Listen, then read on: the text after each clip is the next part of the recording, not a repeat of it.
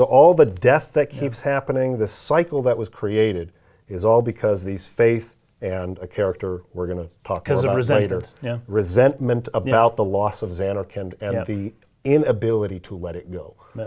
To try to fight against nature, which is death. Death is what rules, right? And to say, no, I'm gonna make that memory real forever. I'm never gonna let it go. And what it created was a world of just this spiral, inescapable, never changing. That's what's connecting it to me, right? Like the world of Spira never changes because these people could not let go of Zanarkand.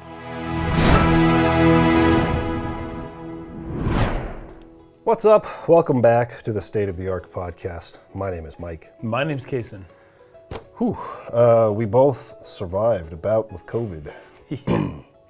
Still on the second week, basically, of a lingering cough. Just the lingering stuff. Yeah.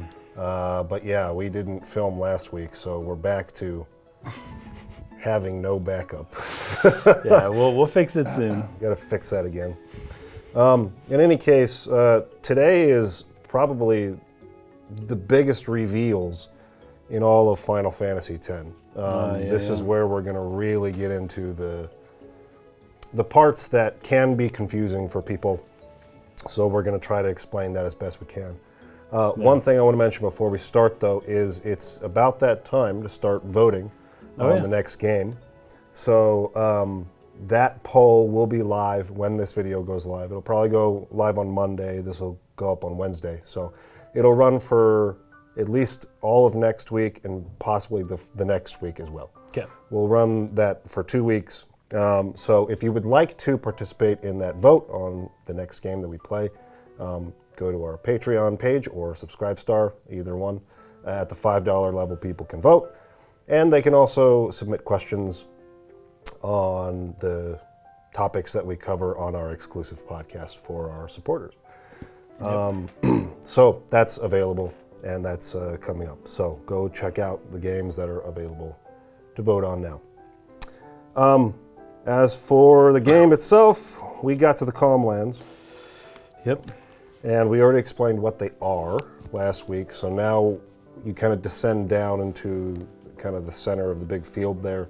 There's a little, like, tent kind of area. Yeah. And there's a character who approaches you named Father Zook.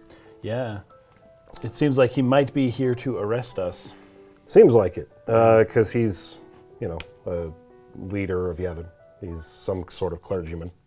Yeah. But he's actually coming to inform us about what's going on with Yevon back in Bavel. It seems that in Bavel, Micah's struggling to kind of keep things together. Very much so. Yevon's falling apart a little bit. Auron comments on it throughout, but one of the lines Auron says is that Micah, Seymour, and Yevon are all not of one mind, right? And it's fracturing, right? Even from the top, but everything's fracturing. Yep. So, anyways, just coming to let us know that he says, Maester Micah just issued a personal order, It said that you and your guardians murdered Maester Keenock and fled. BS. Yep. We are to kill you on sight, well, now, so it says. As far as Master Micah knows, that may be what happened. I guess it could be. As far as he knows. Does he really not know what Seymour is, what he is? Wow. I don't know. That's crazy. Good question. He also reveals that Kelk Ronzo left Yevon. So yeah, he stepped down. Maester, that was sort of leading the proceedings of the court. He left Yevon. He went back to Gagazet, where the Ronzo are from, and he's kind of stepped down from being a maester. So you can talk to some of your party members here. They have some interesting things to say. Lulu tells Titus that she and Waka were Zook's guardians on a previous pilgrimage. Yes. Yeah, so Lulu has actually been a guardian for two other summoners in the past. Yeah, this would be her third. Well, this is their third that we know of. Yeah. There may have even been more, but yeah. But at least two others before. At least two others, yeah. But Waka and her had both been guardians for Zook. And his pilgrimage came to an end here in the Calm Lands. He kind of just gave up. Oh, I can't remember. Was it Waka who says it was a short pilgrimage? Yeah. I think he says something like he gave up halfway here on this plane. Now he's a monk at the Bavel Temple. Yeah. This is my third pilgrimage, or this is Lulu saying this. This is my third pilgrimage as a guardian. Father Zook was my second. And my first, well, it ended here too. I guess. Okay, so it has been three. Her third, yeah. It ended here too. I've never been to the lands beyond. So both pilgrimages she went on before ended here in the Calm Lands. And we're going to learn a lot more about the first just after this. But see, what else do they talk about? Kimari reveals that they're close to his home, which is Gagazet, the mountain. Titus suggests that they might see his family while they're moving through, and Kimari says he has no family. Has no family. Yeah, we have no family. He says, but I have you. Yeah, that's about it.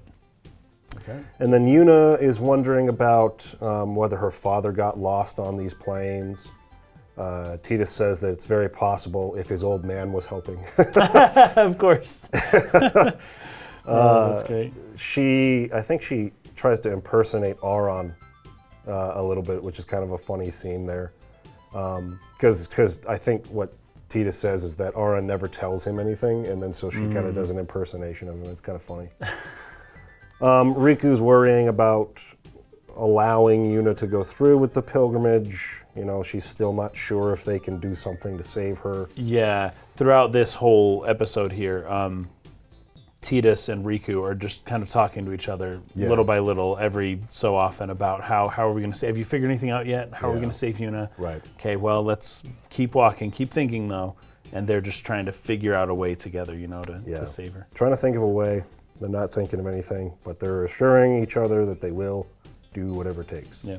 I found it interesting that Yuna and Zook do the Yevon salute, you know, to each other, which is normal. But it seems like even after all of this is revealed about the church and how Zook is clearly not, he's going against the church by letting them live, and then, or by not turning them in, or whatever he would be expected to do, and that Yuna has just been excommunicated and kicked out and all of that. But they still do that salute, which makes me think that that salute is not just a symbol of the Church of Yevon, but that it means more. It's deeper than just the religion itself. And that does make sense since it goes all the way back to the sporting event thousands of years before. So the symbol predates the religion. And I don't know, you kind of forget that because it seems like they're intertwined. But it's like, no, it's a deeper thing. It's deeper than the religion itself. It's older, and so they will continue to do that. Yeah. Let's see, I think Aaron is just basically pondering about the messy situation with Yevon. Yeah, if Yevon founders, so will Spira. Yeah. Right. So the whole, it's not just the church that's going to break. Everything's going to break for everyone. Like the whole world is about to fracture. Yeah.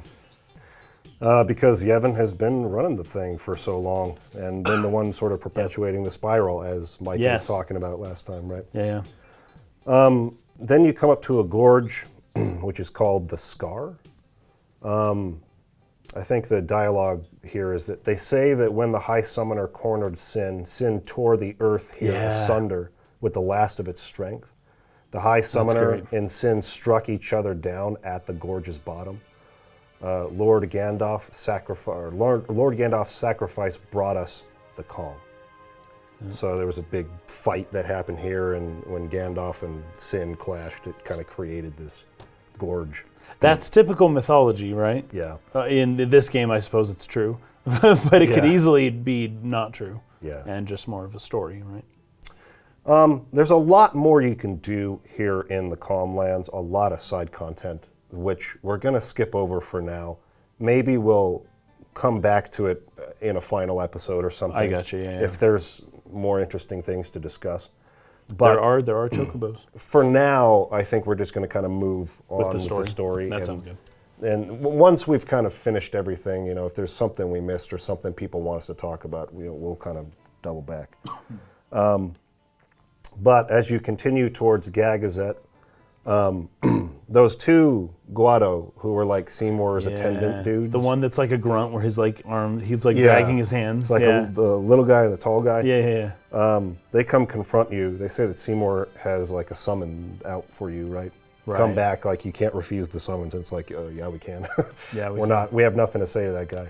So they bring up some big rock monster to kill us, and we kill him. And they say something like he doesn't need you alive, but that's not true. I guess he doesn't need the party, but he doesn't want Yuna alive. Sure, yeah, I think because he's trying to get. He needs for some reason trying to get her to use him as the final Aeon.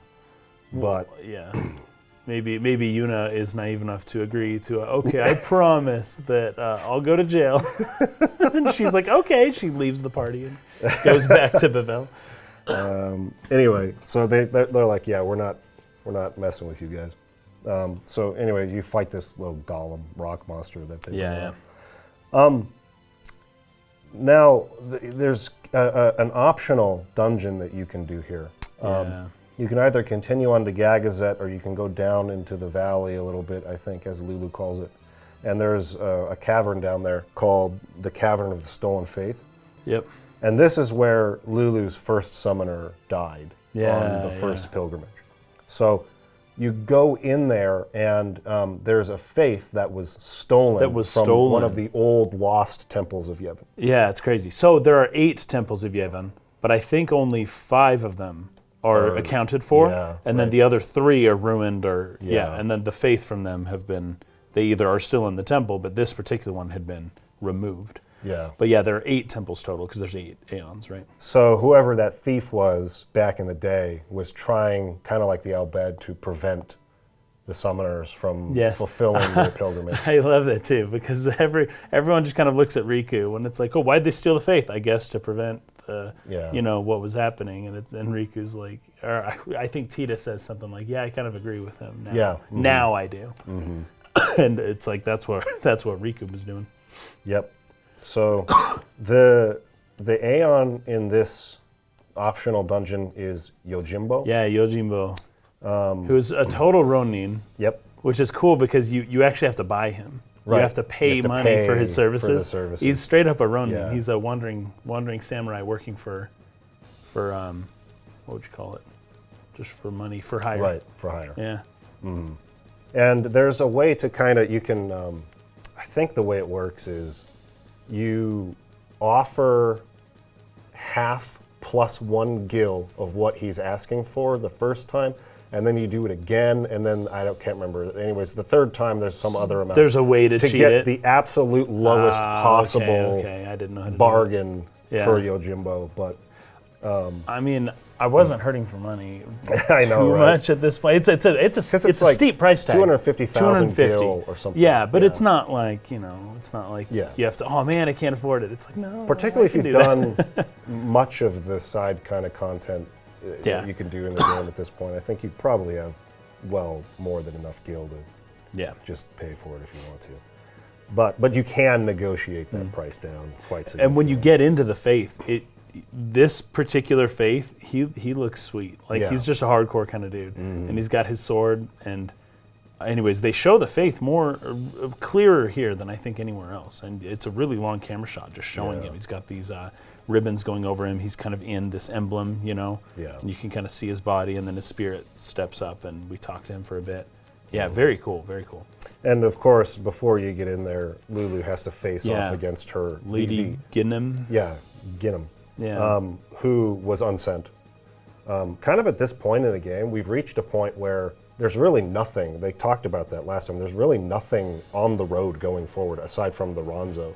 In Mount Gagazet. But like past that, there's like nothing on the road. There's no civilization out there. Which is why no one lives past the Calmlands, right? Yeah, so when these summoners die at this point, it's like there's nobody left to send them. That's true. So they're all kind of just fiends out here. So another really interesting thing here that we kind of glossed over is that Ginnim stops Yuna from sending her. You just saw that in the footage that was on the screen if you're watching the video version. And it made me think about, this, it's not even, just my criticism. It's kind of a common criticism of all these opportunities that Yuna gets to send Seymour that they don't seem to take advantage of.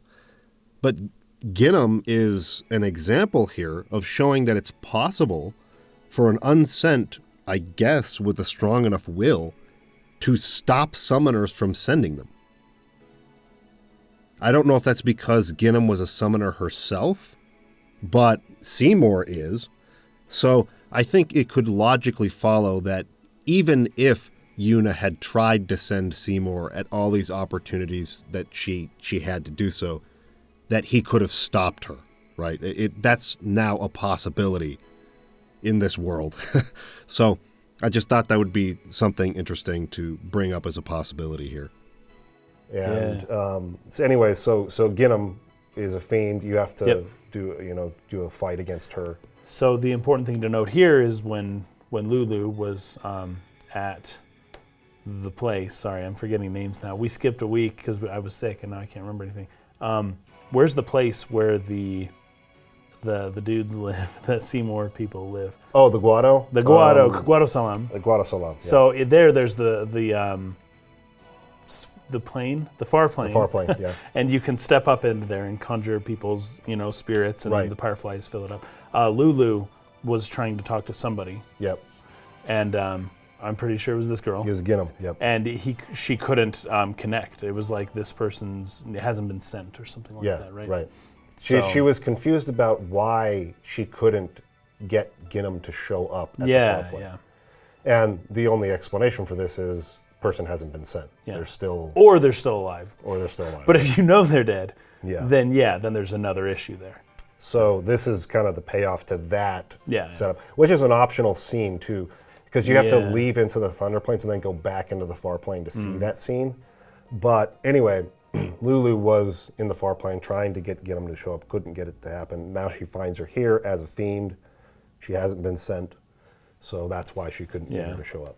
It seems like she feels responsible in some way, because she's talking about how young she was and she maybe didn't do the right things that she should have done or that she would do now. Yeah. So, anyways, this is an optional dungeon, but it's nice little just some little background for Lulu there. Yeah. Having been a guardian in the past before Una, and it's good. It's a good little side dungeon. It is, yeah. It'd be interesting. I mean, you go on 3 pilgrimages. I did look it up. Una. Lulu is 22 in the game. So she's not as much older than Tidus as I thought. I thought she'd be a little older than that. Like 5-ish years or something. Yeah, 5 years apart. But, she's been on 3 pilgrimages. And we see these pilgrimages, they take a long time. You get really close. And, she's already been through multiple of them before this point. And so, I don't know, you just kind of start to understand her character a little bit better, and the stuff that she's been through, and why she's, pretty cold, and, the way that she is. Yeah, exactly. As you continue towards Gagazet, there's a little narration from Tidus. He says, sometimes Una would just stare off into the distance. Oh, yeah. I finally understood why. She was saying goodbye to the places she'd never see again. Yep. It's these little lines like this, and this one in particular kind of struck me. It's just like, what would that be like, you're gonna, and this goes all the way back to like leaving Besaid basically, where she was trying to like carry all that stuff out with her. Right? Yeah. She was struggling to like say goodbye to this place or to hold on to things. Yeah, it was hard for her. And to like learning to let go. And then even at Besaid, as she walks up the mountain on that last lookout before they, head out to the other side, she takes time, and Lulu tells her, take as much time as you need. And that's what she's been doing. Yeah. So she still thinks like she's going to have to sacrifice herself, right? Which is why she was crying so much. Because it's for the people. It's not for the church. It's for the people. Right. Which is why she was crying so much back in Macalania Woods. Because we're in Tidus' perspective, and he's saying, I'm not going to let her die. Yes. So there's part of like the player's perspective that's like, oh, she's not going to die. We're going to figure out a way. But I kind of like didn't think of the fact that for Una, she still believes she's going to die. Yeah. She's like on the path to the final Aeon and to, sacrificing herself. And so she's still kind of stopping along the way and saying goodbye to places that she'll never go back to. Yep. So it's a moment that sort of like brings that urgency back into things. And especially for Tidus, who's like, okay, I got to really think of a way to like make this not happen the way that she's expecting it to. After that, you go to Mount Gagazet. This is where Kamari's people are from. Yeah.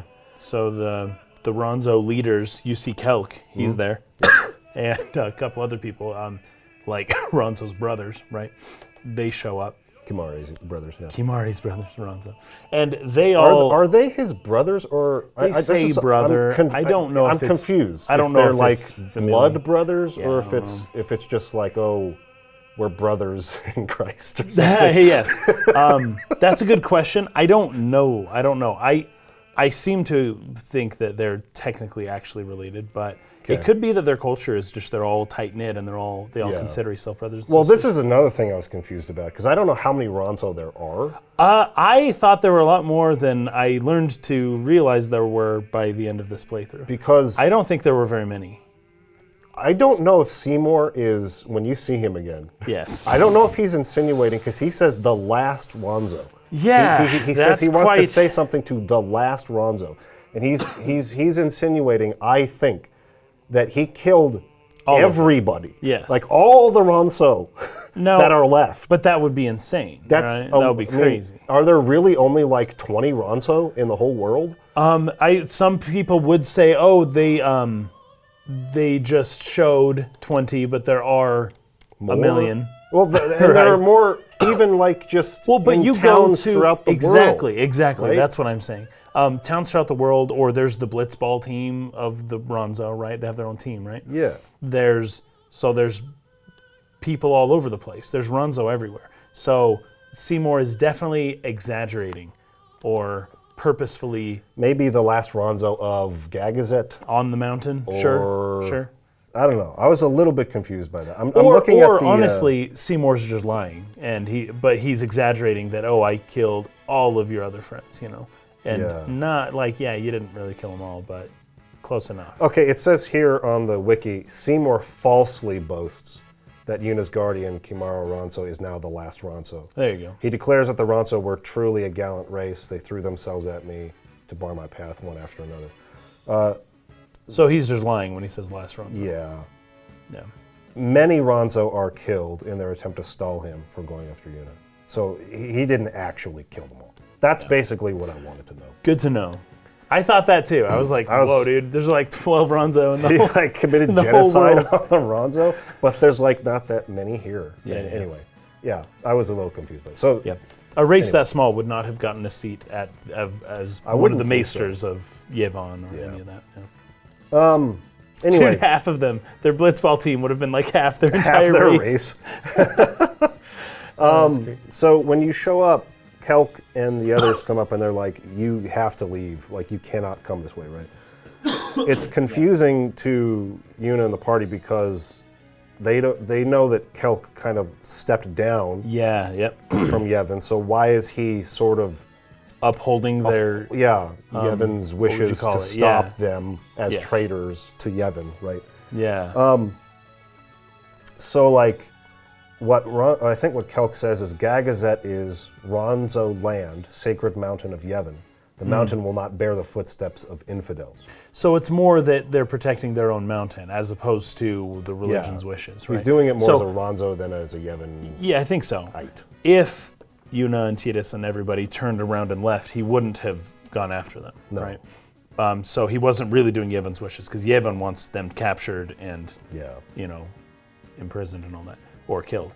But he doesn't want that. He just wants them off of his mountain, right? The Ronzo feel very close kinship with this mountain. And I think that there's probably a cultural connection with the mountain similar to the horn that they all have, right? So you could imagine that their horn, that the mountain, Mount Gagazet, is the horn of Spira. It's the horn of the world, right? And the horn is sacred to them, right? This is the horn, right? And it just so happens they guard what is the horn of the world, right? And the horn of the world is just as important, and they have responsibility to that horn as much as they do their own horns, right? So it's like a microcosm kind of thing going on. Yeah. That's what I immediately thought of when they talked about it. I'm like, this is it. This is why it's so important that Kimari lost his horn. It's like you lost your spirit, your divine providence, right? Like you didn't fulfill your responsibility, which is to the horn, right? Have you ever heard, there's that mountain in Switzerland called the Matterhorn? Yeah, yeah. Mm-hmm. So the idea of a mountain being a horn isn't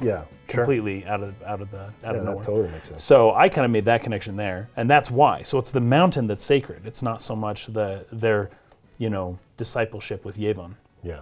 I'm sure that their discipleship with Yevon was predated by their kinship to the mountain. Yes, I'll bet you they've been guarding this mountain for thousands and thousands of years. Yeah, right. And it's crazy because this is where a lot of the Fayth end up, and this is a very spiritual, very special mountain, and probably a place that not too many people live. And at least because they were guarding it, this is why the Fayth were able to be atop this mountain, a place that maybe sin can't get to as easily, or the place that maybe Bavel or the other forces 1,000 years ago wouldn't have been able to get to. This is like the Himalayas. It's sure. It's not easy to just climb this, and we see gravestones all throughout the path of Mount Gagazet of summoners who had died, and this is a rough climb, And anybody who's ever seen documentaries, I'm assuming no one who listens to us has ever climbed Mount Everest, but if any of you have, I would be very interested in hearing about it. But my understanding is there are dead bodies and frozen graves and people, and going all the way up the mountain, and you just kind of got to pass them by. It's too dangerous to pull them down. You're on a dangerous journey yourself. Now it doesn't feel so much that way in the game, but I think they do a decent enough job of conveying that we're not going to make it too dangerous for you, but just know that in this game, this is a dangerous place to be. And it just so happens on the top of that is where the Fayth are having their dream, Right. And it's like they probably had to walk up this mountain too, just to get there in order to be at a safe place where people won't bother them, so that they that they can dream up. Yeah. So people the won't dreams bother Anarchy. those Fayth. Yeah. Well, it's like they needed a place, and the mountain was that place. Yeah. And of course, mountains are like temples and all of that other There's symbolism a whole as well. sanctuary up at the top anyway. Yes, exactly. So the party refuses to back down. And Kimahri runs up, and he stands toe-to-toe with his brother or whoever, the other guy. And he's looking straight up at him. You see this all the time in NBA games and stuff, where there'll be a small point guard who gets into a fight with the center or something, and they're trying to hold their ground. But it's dude, you're so small, man. What are you doing? Yeah, stand a chance, man. I love it, but at the same time, it says something about Kimahri, about his spirit, his bravery, his commitment to Yuna. We learn a lot more about this later on as well, but he is clearly outmatched by these other people, but he's I don't care. Yep. I'll still stand up to him, so that's nice. I like it. So as they refuse to back down and Yuna announces her intention to finish the pilgrimage anyway. Yeah, that sort of surprises, kill us that sort right of surprises Kelk, right? Yeah. And they sort of make a connection in this idea that still going to do my duty despite the fact that Yevon betrayed us or Yevon, is corrupt. And the way she puts it, she's like, I'm going to help everybody by doing that. If you stop me, you're stopping somebody who could help the whole world. And that's what I'm who cares about the church? I'm here to help you and all of your children and all that stuff. Right. And I think that's what really gets Kelk, where he's she has the resolve of steel. We can't bend her. Yeah. So they let you pass. Yeah. I just realized too, at this moment, I can't remember, I don't think I noticed this before. I don't think we talked about it, but Kimahri has wings. His clothes have wings. Oh yeah. Little wings. He's a guardian. And of course the wings are reminiscent of an angel. So he is a guardian angel, right? That's kind of an idea there that I had just completely gone over my head. But none of the other Ronzo are wearing have wings, right? Only Kimahri does. He does, yeah. So I took note of a couple of things because again, you kind of come up to a place where you can talk to a bunch of the NPCs. You can talk to the party members. I really only took note of what Aaron says here because he's still really thinking about Yevon's turmoil here. Yes, he's got some good lines here. He says, "It is as I thought, Yevon is in turmoil. Yep. Micah tries to keep it whole, but it crumbles around him." And is this where Titus is who cares? Screw the church. Yeah, he says, look, I couldn't care less what happens to Yevon. Yes, exactly. And Aaron's hold on, dude, these are people. Says, because you're not of this world. Yes. To those who truly believe the teachings, a time of much pain is coming. Yes. So this is, as much as we in our position hate Yevon and Yevon tried to kill us and everything, Yevon is what holds this world together. Exactly. And when it falls apart, it's not going to be an easy transition. This is why there have been several points where I have, kind of been something of an apologist for Yevon, because it's like, Yevon is keeping the world in this tight-knit spiral at the center of which is sin, which is horrible, and everyone eventually is spiraling in towards this fate with sin. But at the same time, without Yevon, like, sin's there, whether the church created teachings around it or not. Sin's a thing. He exists. He's there. He was going to destroy that world anyways, whether they had this belief structure to help them get through their daily lives or not. And so, without, you can get rid of the church and like, hooray, and Titus is like, get rid of the church. But it's like, dude, then everything's in chaos. And sin's still there, and everyone just dies now without like any hope or meaning, in their life. It's not so simple. It's not so simple. Is what Aaron is getting at there. Yeah. And I do like how they often do this in the game. They always say the teachings, right? When they discover the teachings are false. And you kind of have to do that in a game that has magic and summons and stuff. You can't talk about how, there is no God, right? You can't do that. Clearly within the rules of the game, God is a force, whether it's a person or just a natural force, God is a thing. There is a spiritual connection for sure. And so they always bring it to the teachings in particular. The faith is in the teachings. If you believe in the teachings, then you're about to go through a hard time. But it's so funny that they aren't striking the core of the church in terms of the divinity, the existence of some divine being. It's a level up. It's the teachings about the existence of the divinity. That's what's going to crumble, right? But instead of the divinity disappearing itself, like the God is dead kind of thing, they're not at that level, But it's interesting. They always make that distinction here, and they kind of have to. Yeah. One of the Ronzo who's behind Kelk starts to tell you a little bit about the history with Kimahri and Biran. That's his the Biran, bigger. So he says, quarrel between Biran and Kimahri started 10 years ago. Young Ronzo fight each other to show strength. Biran beat Kimahri, but Kimahri never admit to losing, not once. Angry Biran broke Kimahri's horn. So, wait, this is great. This is rich. Okay, keep reading it. No. Kimahri could not bear the shame and left the sacred land. There you go. Oh man, that's great. That's super good. You know what that says about Biran?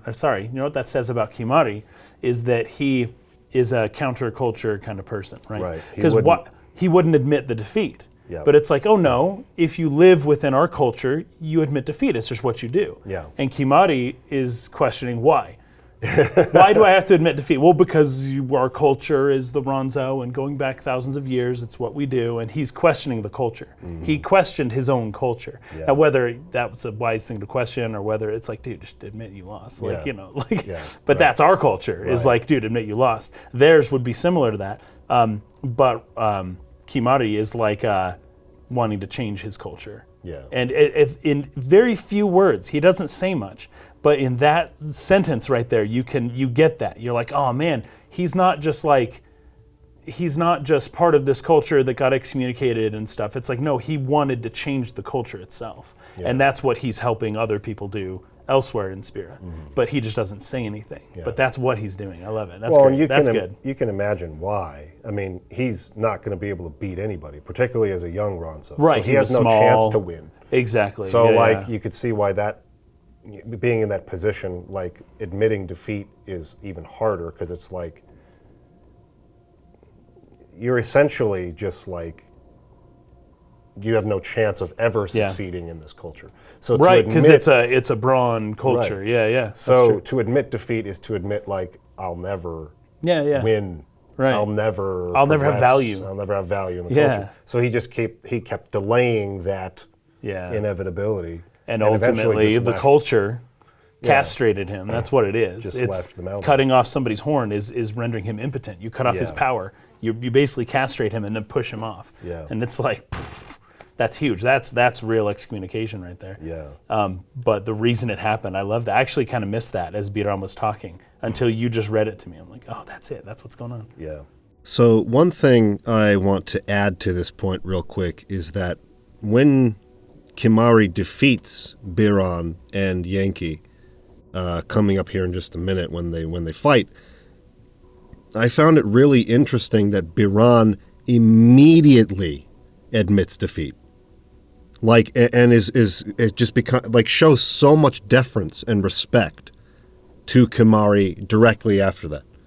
And this was kind of his whole problem with Kimahri earlier, was that Kimahri would not do this. Kimahri would not respect the culture's traditions in terms of admitting defeat. But he himself does. He does respect that. And as soon as Kimahri defeats him, he's quick to admit defeat. He's quick to be respectful and admits that he's happy that Kimahri has become so strong. He actually wanted to see him succeed, which is such a turnaround from all the mocking that he had done earlier. So it really shows a different side of Biran's character. It rounds out that character a little bit. He's not just a bully, the way that he had been portrayed up to this point. And he has deep-rooted respect for the traditions of the Ronso and to their responsibility to Gagazet. So I really, really liked that touch that they gave to Biran, that he was so quick to admit defeat. And with that being the entire reason he was so angry with Kimahri in the first place. It's just really cool, a really nice touch. So Biran and Yankee, the other one, they stop you as you're continuing up the mountain, and they're like, everyone can go, but not Kimahri. Little Kimahri, yeah. Yeah, he can't go because of what you're saying. He was ostracized from the culture. He's not allowed to be here. Yes. Unless he can prove his strength now. So you end up having a fight, Kimahri against the two of them. Both of them, Right. yeah. And, the idea I guess I had in my mind, in my playthrough, I did Kimahri not on his own path. I did him, he went down to Black Mage path, Lulu's path, so he had interesting. like black magic. And Okay, stuff. cool. That's kind of the way I sent him. So my interpretation of how he's able to win this fight is not less by pure strength. pursuing his own sort Yeah. of path, but by learning what he did from his guardian friends. Which is great. He gained power that he wouldn't have got here in I like Gagazet, that. I like that. and Like was able story-wise, to- I like that because it able to means that defeat he exited his culture and gained new insight from a separate culture, Right. and is bringing it back in Right. in this new way to help reinvigorate his dead culture that kicked him out because he Yeah. didn't fit in. Yeah, I like that. I like that a lot. And basically, he insists on doing this. He insists on going through this trial of fighting Biran and Yankee. In part, I think, because he wants to reunite with his culture. He wants to he like you said, maybe he was challenging it as a young Ronso and then ended up leaving it when he couldn't do that, or when he couldn't overcome. He couldn't make any progress there, but now he wants to come back into it again. And so he's accepting the challenge, right?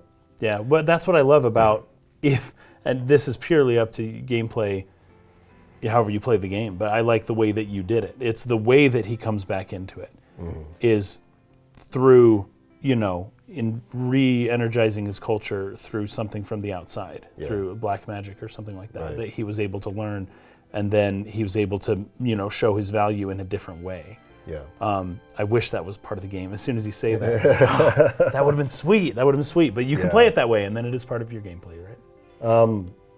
So when you end up winning that fight, Biran and Yankee are now very respectful towards him, right? Yeah. I think Biran says, "Sacred Mount Gagazet, I honor the name of a strong warrior who defeats Biran. Yeah, he shouts it.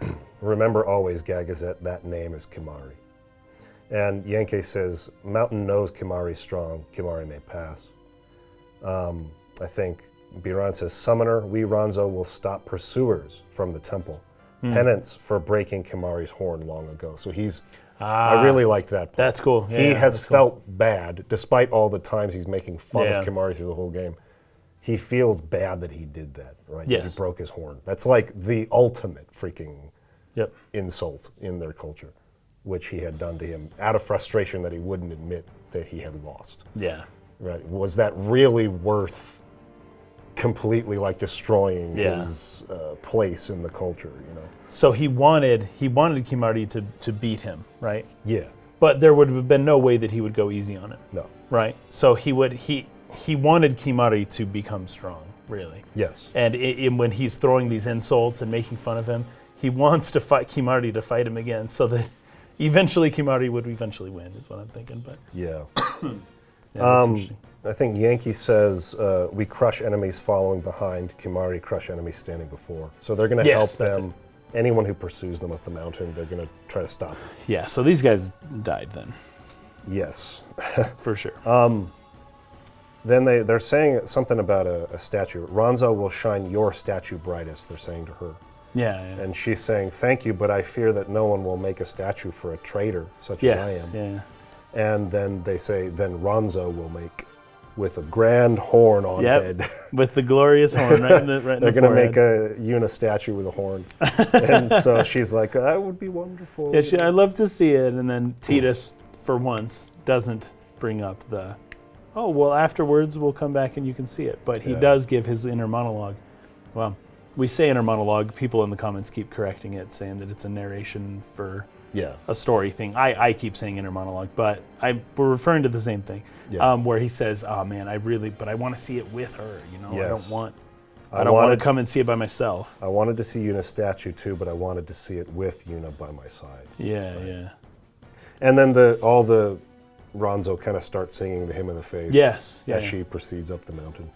It's kind of a nice moment. Yeah, it was a nice moment. So you find these shrines that are built to summoners who have failed along the path. Usually there's like a staff or something in the spike or something in the middle of like a split rock or something like that. And that's the more or less the graveyard, I guess, a grave of a summoner who had died. You find another sphere up this path too. This one was recorded by Braska. With a message for Yuna. He says, well, mostly the sentiment of this is live your life the way that you want to live it. Yeah. And I support that, whatever that is, kind of a thing. And it just so happens she wants to do exactly what he did. Yep. But it's almost like he's trying to persuade her not to do what he's doing. Yeah. He's like, oh, go live your life. You don't have to be like me, you know. Yeah. But then Yuna's already made her decision to be like him by the time she gets that memory and is like, oh, well, that's what I'm doing. The same path. Exactly. But at least not the path of Yevon, right? They're doing it their own way. That's true. Yeah. Right.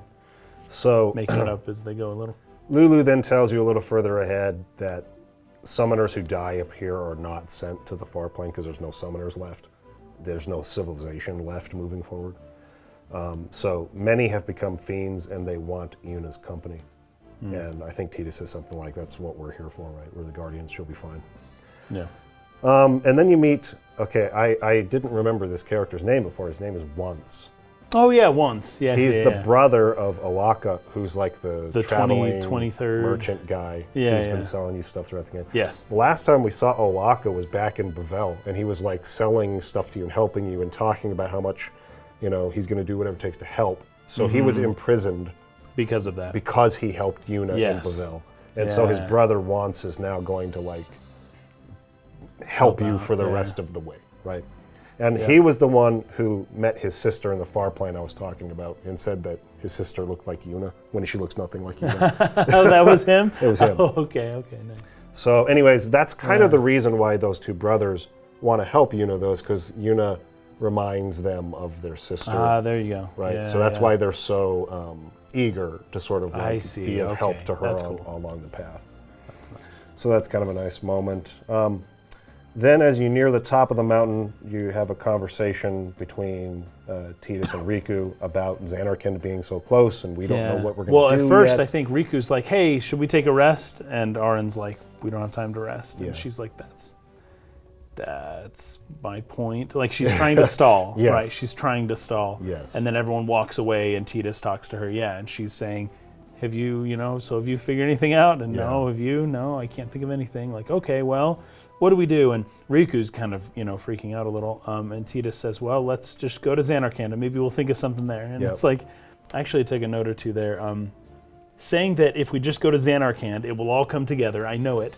That's a bit of a statement of faith, right? Mm-hmm. So he has much faith, it seems, just not in a system or structure, right? It's more like faith in his friends and in the divine providence of those who do what's right. Yeah. Kind of like Jack saying, oh, we should do this because it's the right thing to do, right? Right. Well, there's a statement of faith that if you do the right thing to do, then divine providence will shine down upon you in some way that helps you, right? Mm-hmm. And whether it's faith in your friends or something else like that, that's more or less what Titus is saying, right? He's really, for sure, because we're doing the right thing, for sure something's going to come. We're going to figure this out.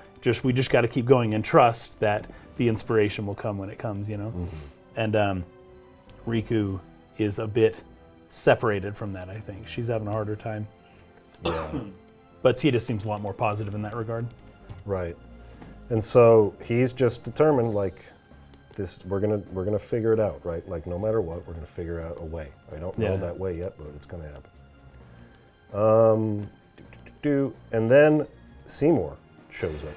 Yeah, of course. Pursuing from behind. This is what we were talking about earlier, where he says he killed all the Ronso back on Gagazet. So Kimari's the last Ronso. I also thought it was interesting that he refers to Titus as the son of Jecht. He seems to know that Jecht is the current. Yeah, I wonder how he knows that. Sin. Yeah. He says some really interesting things. Now at the same time, though, everyone knows Braska defeated Sin. Yes. And Auron's still around. And so if you know how it works, then if you know obviously that the other Guardian had to have been. But so that would make sense that he would know that in that sense. How he knew that Jecht and Titus were related, I don't know. That's a great question. Yeah, that's a good question. I mean, I don't know. Maybe there's... Maybe that's getting around. well, the Guado are keen on the scent of the far plane. Yeah, he does know that. Anyway. Yeah. Well, because I have questions about Titus. Yes. We'll get there. I have questions about how he's being manifest in this world. He says a couple interesting things. So, Lady Yuna, it's a pleasure. Yuna starts preparing to send him again. And he's like, ascending so soon? He's almost like annoyed by it. He's like, hey, really? We're doing this again? This is like her third, fourth time just trying to send him. Allow me to say something to the last Ronzo before I leave. Yours was truly a gallant race. They threw themselves at me to bar my path, one after another. You could end the suffering of this poor Ronzo. And he gets back into his philosophy. His diatribe. See, he's sad now that I told him I killed all of his friends. Yes. So don't you want his suffering to end? Let's kill him. Let's just kill everybody. But this is part of his real philosophy, right? Because Kimari isn't sad that he's the last Ronzo. He's sad that he was told he was the last Ronzo, which was a lie. Yes. So it's almost like, okay, if you act too rashly on the fact that everyone's so sad we should just kill everyone, you're doing away with the potential that was actually that every reality is not what you think it is, or that everything's a lie and that there is some hope somewhere, right? You destroy that when you just kill everybody because of the suffering, when it's like, oh wait, there is reason for hope. Imagine how happy Kimari would be to later learn that he is actually not the last Ronzo. Right. There are probably many of them left, but he thinks he is, and you kill him now to end that suffering. But it's like, no, you're preventing something else later. Yeah. Anyways, it's a good microcosm of the flaw with his philosophy. It's as long as you think everything sucks, you're suffering. But that may not actually be the truth. Right. And he's talking about becoming the next Sin, right? That's what he wants. We know that at this point. Now, here's an interesting thing he says. With your help, come with me, Yuna. Once I have become the next Sin, he's saying to Titus now, your father will be freed again. And Yuna hears this. Yeah, and so this starts a question in Yuna's mind, because nobody else aside from Titus and Auron at this point know. Yeah, nobody else knows that Jecht is Sin.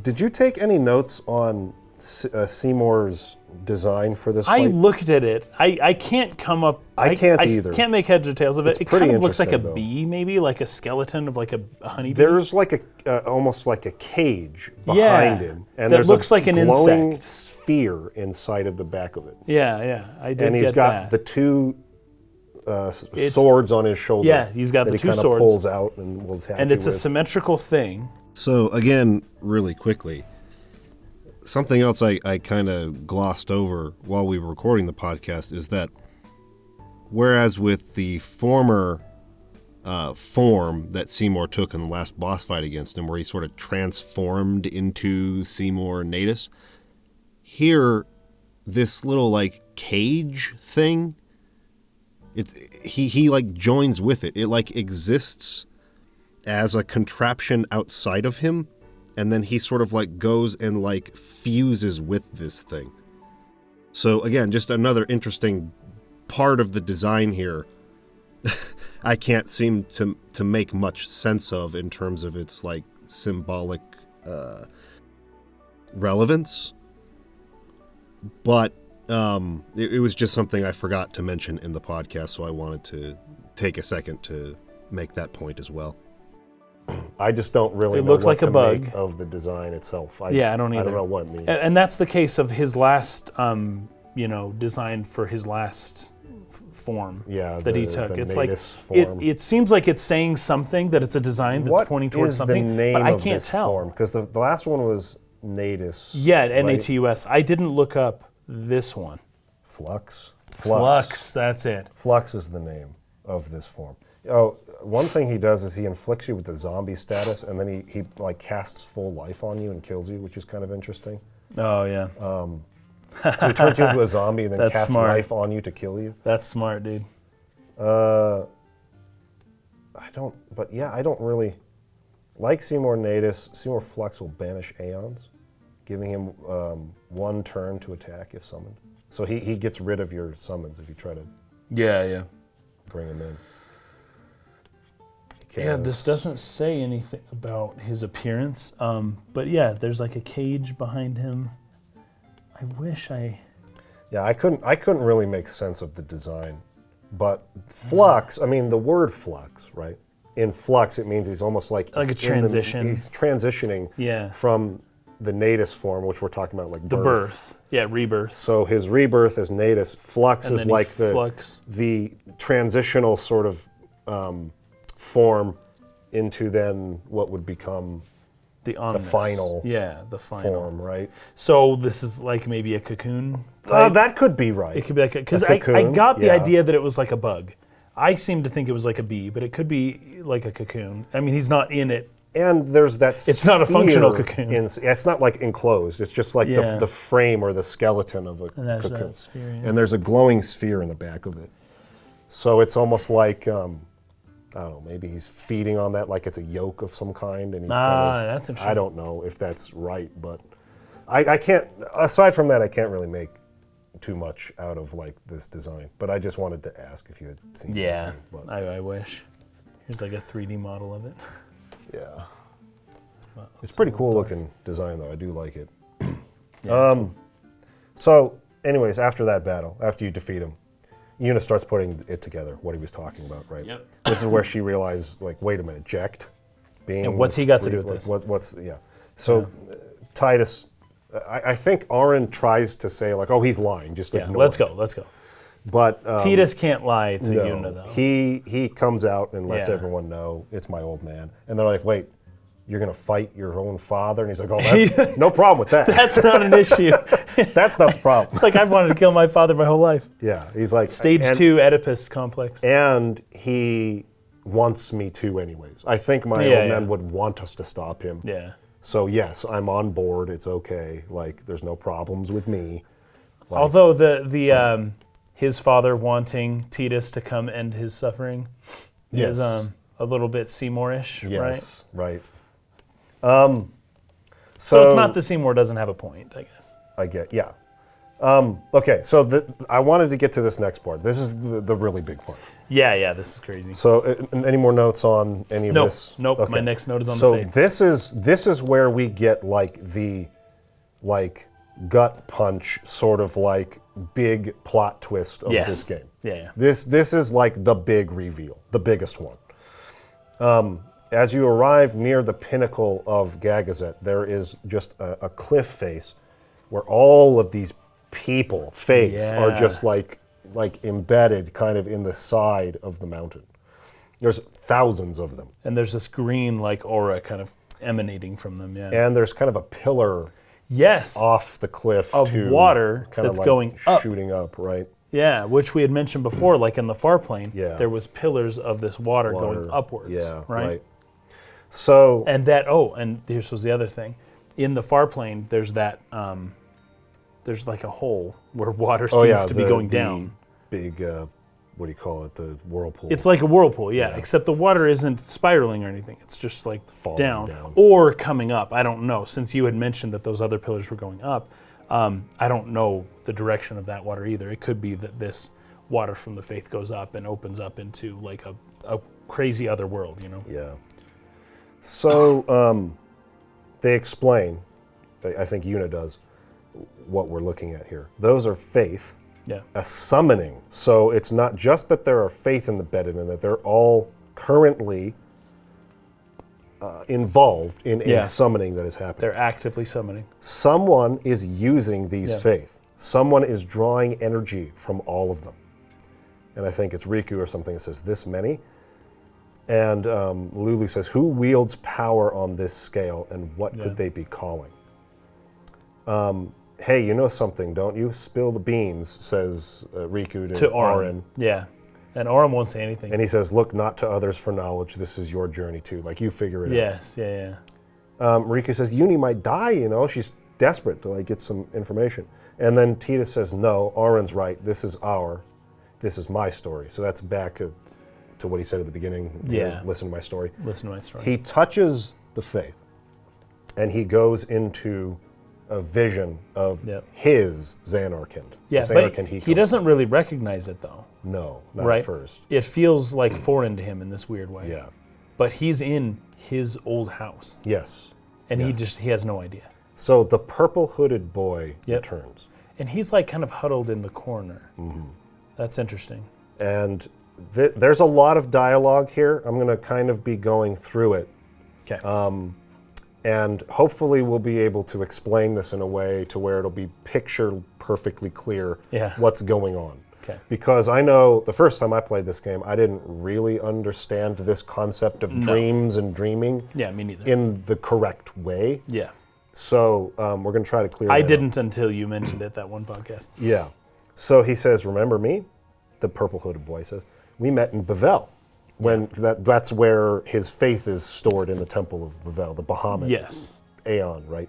But that's weird because Tidus has seen this ghost his whole life. All his whole life from Zanarkand, right? And now it seems that maybe Tidus didn't see the kid the way that we thought he did. Remember me? We met back in Bavel.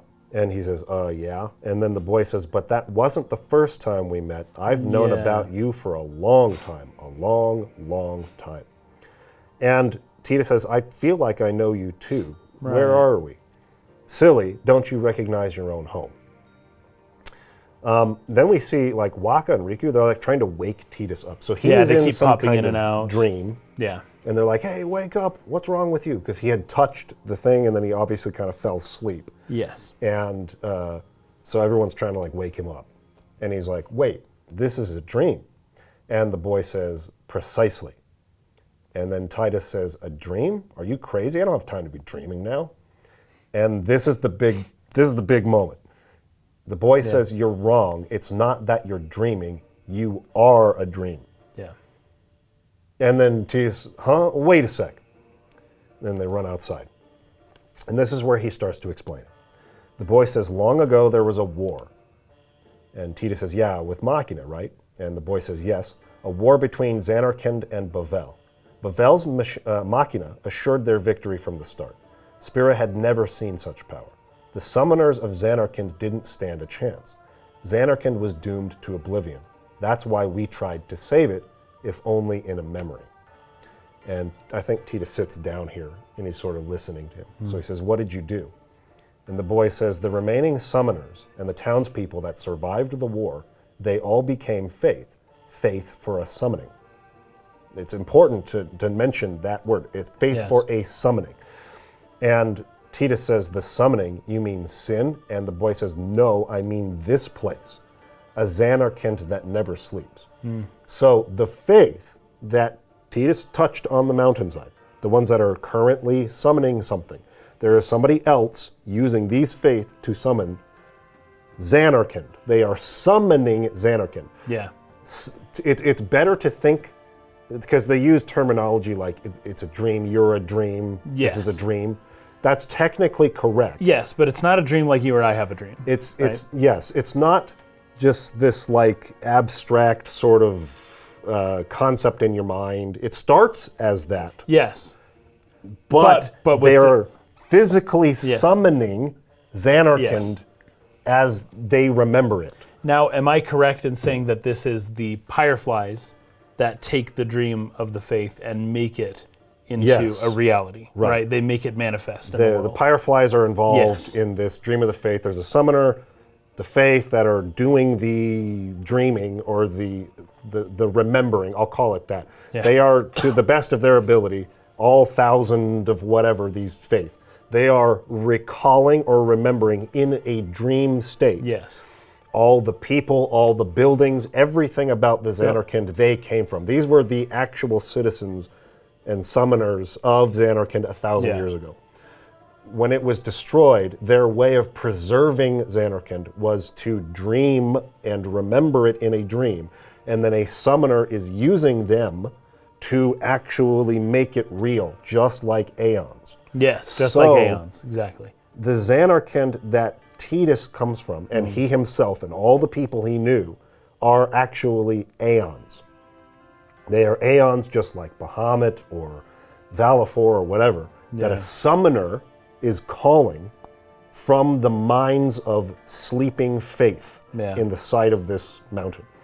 And there's, like we said, thousands of them, right, that are doing this. They're all involved in this shared dream, and they're all kind of remembering their little piece of Zanarkand, right, that they're sort of like recalling in this dream. Yep. And then there's another summoner using them, and like you said, the Fireflies, to bring that memory into the physical world. So the Zanarkand that Titus comes from, and Titus himself, are physically present in Spira. We're going to recall, or we're going to refer to this from now on as Dream Zanarkand. This is it's not, the time skip is not technically correct. no. It is not 1,000 years. Right.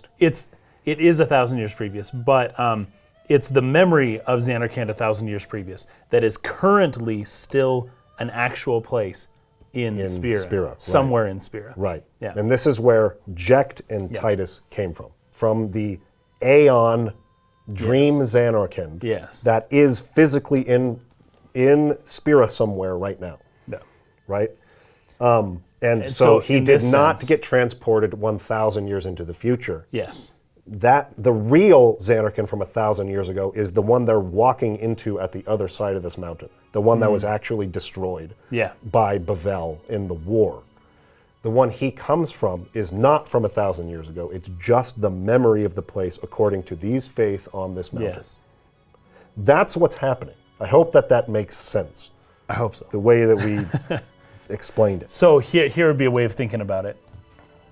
When Sin shows up at the very beginning of this game and destroys Dream Zanarkand, Yes.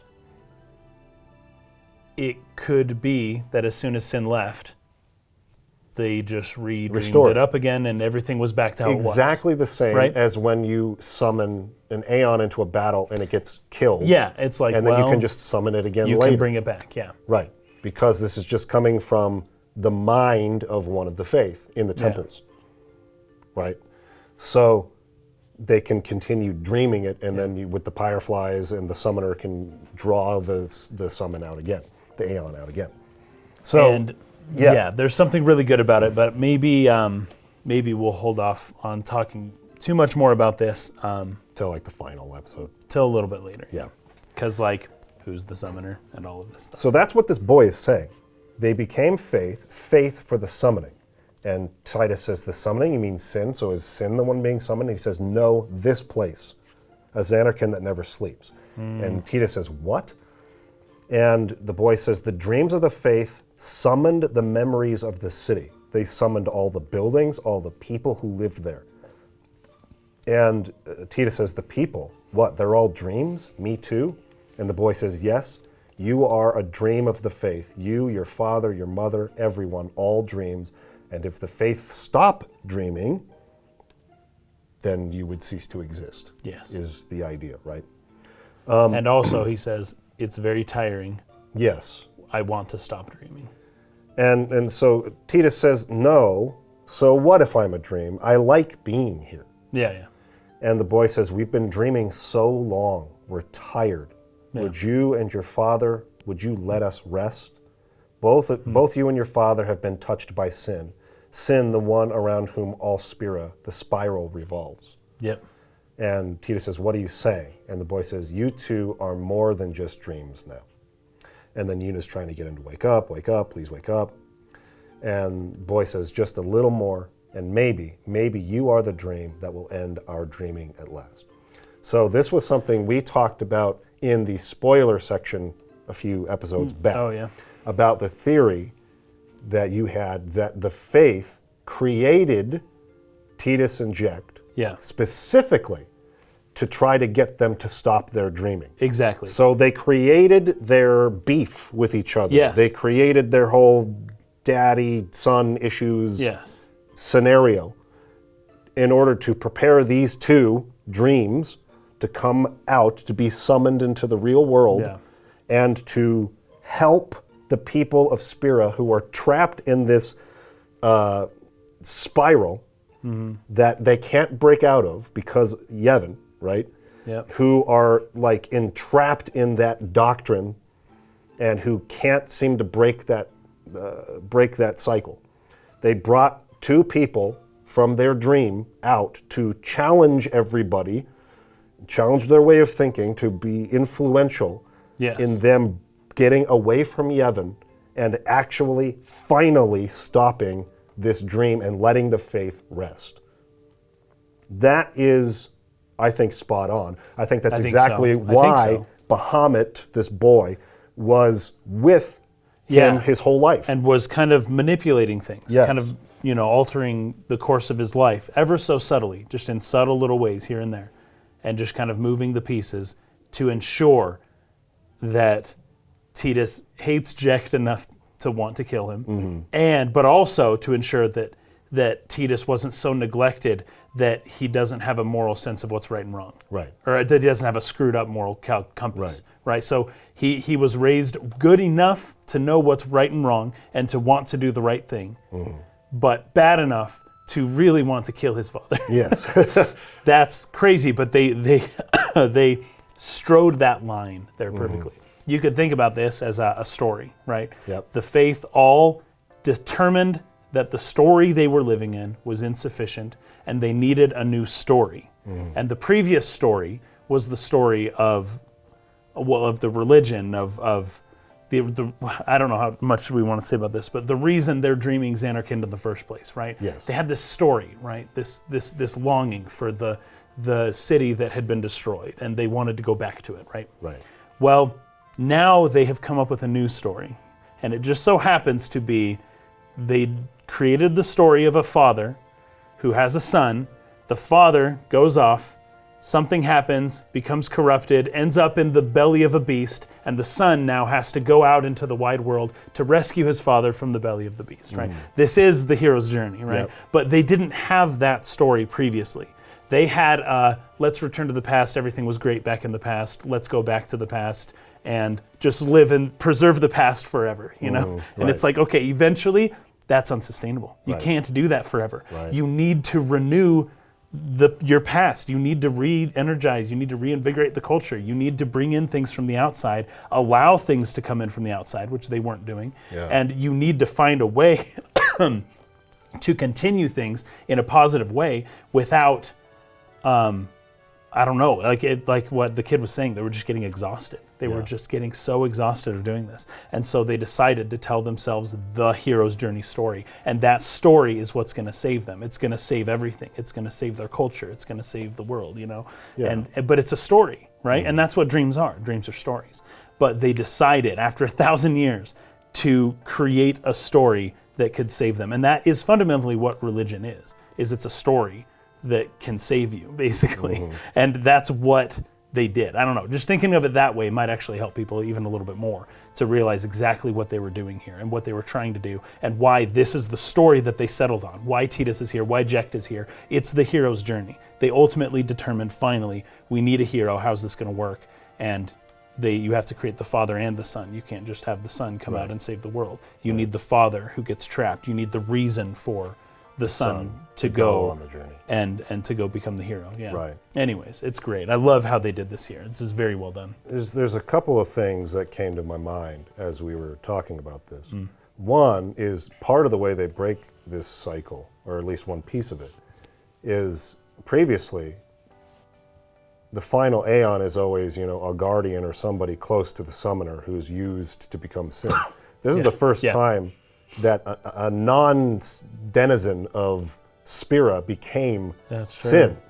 That's true. Because this was one of their dreams made real. Geez. This is an Aeon. That gives them some element of control over the situation that they didn't have before. Sure. Oh, that's crazy. So they created a man in Jecht who would try to resist Sin's instincts. That's crazy. And would try to reunite with the son that they had created. Yeah. And this is the whole reason why Sin is acting differently probably than previously and came back to Dreams Anarchy. It's almost like they used the system against itself and they infiltrated Sin. Right. They got someone on the inside of Sin. And go figure, it'd take 1,000 years for them to think of that. Yeah. Like, that's crazy. That's a to crazy thought. It's a crazy idea. Yeah. And who even knows, would this work? Can our dreams really just become, but it worked. Like, that's crazy. I can't, first, that's crazy that it worked. Yes. But second off, the reunification of the Son and the Father, which has Christian themes all over it. Yeah. But the story that is being told here, that just kind of adds a whole nother dimension to it. But yeah, oh man, that's crazy. I like that. So the other thing that I was thinking of, let me remember it real quick. The other thing I was thinking was this is kind of showing, I don't know what to call it. I don't know if I have the right terminology for it. It's not so much like a cautionary tale. It's kind of that. But the idea of trying to hang on to something and never let go of it. Yeah. The inability for 1,000 years to let go of something, right? Yes. This is part of life. Part of life is loss and learning how to let go of things. It's like such an important thing to develop and to be able to do. Because you're going to experience loss. And every good thing comes to an end. Nothing lasts forever. Yeah. But what the people of Zanarkand were trying to do was refuse to let go of, or refuse to say goodbye to, or refuse to allow Zanarkand to end. And so what resulted in that is that I'm sure for a long time the Fayth were happy with this sort of situation they're in, where they're just summoning this memory of Zanarkand perpetually to keep it alive. But after 1,000 years, it's like this is no longer something we want. The story that won't save them. It didn't satisfy them forever. Exactly. And this is... It could only, so the story saved them only for so long. Yes. And it wasn't going to be something that could really help them forever. You have to learn to let go of things. You have to learn to move on. You have to learn to put things to rest, even if you loved them. Not everything lasts forever. Right. And this is a sad thing to think about. Oh, it's one of the hardest things hard for human beings to do Yeah. is to like come to a place where you're okay with letting go of something that you loved. Yes. But it just is inevitable. Nothing at all lasts forever. Right. And you have to be able to accept. And you can try to preserve it as long as you want. Yes. But you have to let go at some point. You have to let go. And this was a huge theme in other Final Fantasy games too. Final Fantasy VII, they say right out in a lot of the interviews of FF7 yes, I've heard that this, they did like some kind of they had some kind of survey where children were asked like, can people come back to life after they die? And a lot of them said yes. And this was troubling to. I don't think Squaresoft conducted the survey, but they were looking at the results of the survey. Yeah. And that's why they decided, this is a spoiler for a totally different game. But in FF7, if you've played the game, I would think most people who are watching us have played it. There's a sense of finality, a sense of like, no, like death is permanent. And there's dealing with that loss and accepting it is a huge theme of that story. Which it was not for other Final Fantasy games. No, right. And here, I feel like that's part of this as well, is you can't just hold on or preserve something you love forever. At some point, you've got to let it go. And, you know,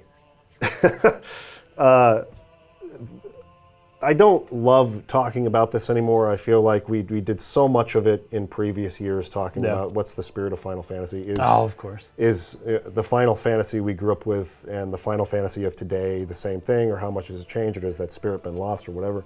And I kind of came to a place where I had to do that as well, because I think many Squaresoft fans of the 90s were really holding on to their memories of I see where you're going.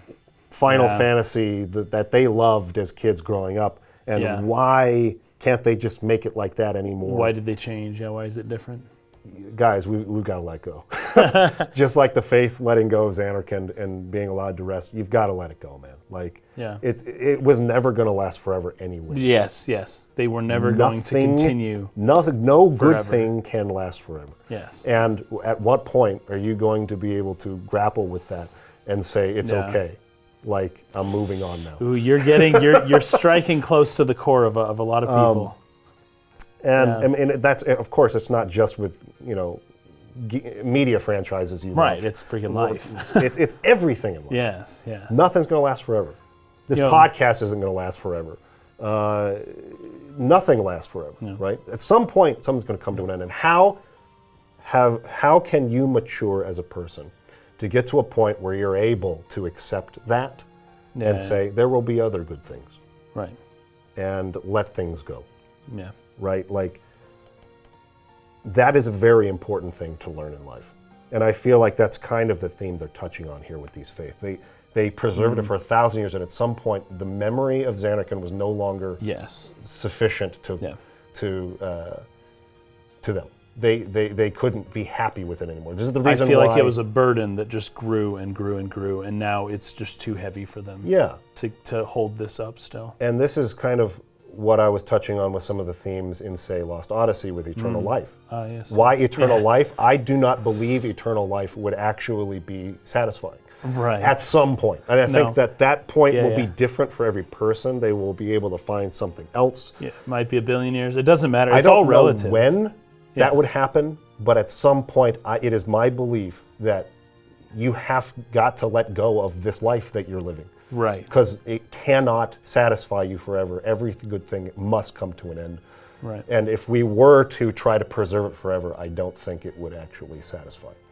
That's almost like, so Nietzsche had this idea that to live is to suffer, but to survive is to find meaning in the suffering. Yes, right. And if you were to live without the suffering, you would be bored. Yes. It's almost like life without death is meaningless. Yes. You have to have the death yes. in order to do anything, in order yes. to be motivated, in order to have a meaningful experience. Without the death, like, what do you do? It just goes on forever. This is and eventually you just start, I don't know. I've had this discussion with some people like in my family who will say things like, because I've kind of become,